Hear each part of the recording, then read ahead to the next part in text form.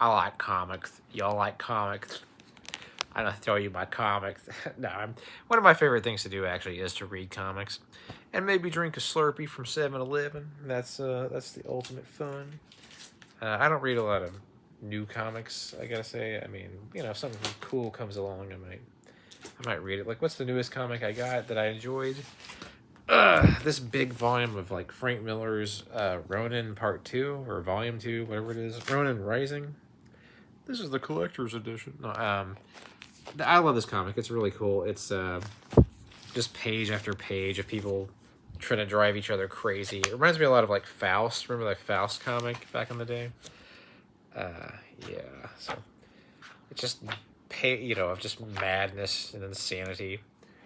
And let's see. I like Miller's like modern Miller's like dialogue and stuff. It's a little different, but like let's see. And my Ronin he bellows, and Virgo that bitch she screams. And Virgo dies, and still my baby sings, and Aquarius screams, and still my baby sings, and still my baby sings. We ride a wave of roaring, roiling hellfire, and still Aquarius screams. My little darling shrieks, that child cry, an angel's plunging sword. Judgment day is come. That's good stuff, man. I love it. Love that. Well, I guess I'll always be like a Frank Miller booster. I just can't help it. Here's a cool comic, Benjamin Marr's Night Business, which is I don't even know how to explain what Night Business is. It's sort of a half parody but half serious comic book. Like, it's like a dude in the 80s watched a bunch of Miami Vice and that what's that Abel Ferrara movie about the strip club?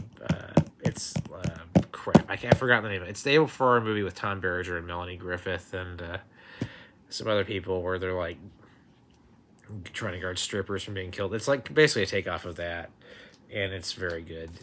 It's really good, like a indie comic.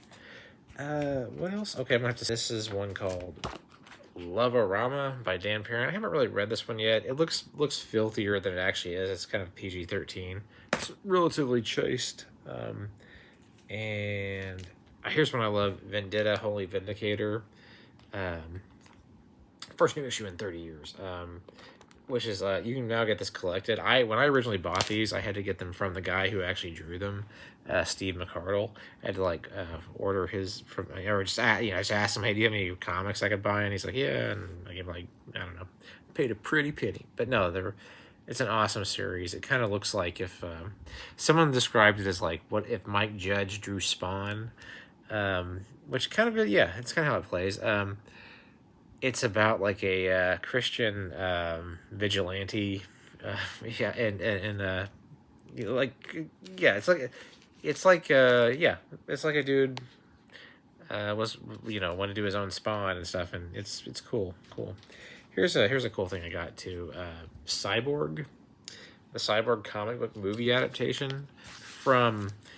It's a Canon video comic, which would make them like the ultimate like comic book company if they produce more than one comic. Like they would be great. Man, I would be collecting all those Canon video comics, man. If they did like an adaptation of Five Corners or something, I'd be buying that. Which they do advertise in here, like they advertise their movies, like Five Corners and let's see here. Yeah, like you open it up and it's like Kinjite, Forbidden Subjects, and American Ninja 3. Man, if they done comics on that, hell yeah. Yeah, look at that, like, well, it's closing, but you can kind of get a sense of what's going on there. Fender, I like the plague. I like been there. You go to hell. Like she's like, or she's like, go to hell. Been there. Okay, so yeah, that's fucking that rules. Yeah, just more. All right. Yeah. Yes. Tommy, all like, hey kids, Tommy Jones Gotham and track 29 and 5 corners. Yeah. Oh man. Yeah, I don't know. Man, I don't. A bunch of horror movies well, aside from here's a bunch of advertisement for mostly horror films I've never heard of, except for New Year's Evil. I've seen that one. And, Van Damme, there's Van Damme.